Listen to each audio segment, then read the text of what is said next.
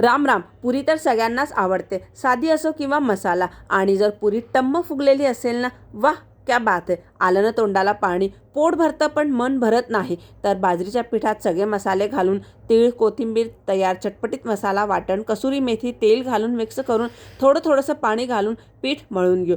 तयार पिठातून एक पेढा घेऊ आणि पुरी लाटून घेऊ. वाटीने गोल आकार देऊ. तेल तापलं आहे. बाजरीची पुरी हातात घेऊन तेलात अलगद हाताने सोडावी. झाऱ्याने तेल घालू व साईड चेंज करून घेऊ. बघा ना कशी मस्त टम्म फुगलेली आहे.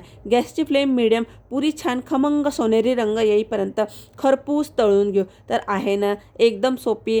तर थंडीमध्ये आठवड्यातून एकदा तरी किमान तुम्हीसुद्धा अशा प्रकारची बाजरीची पुरी नक्की खा.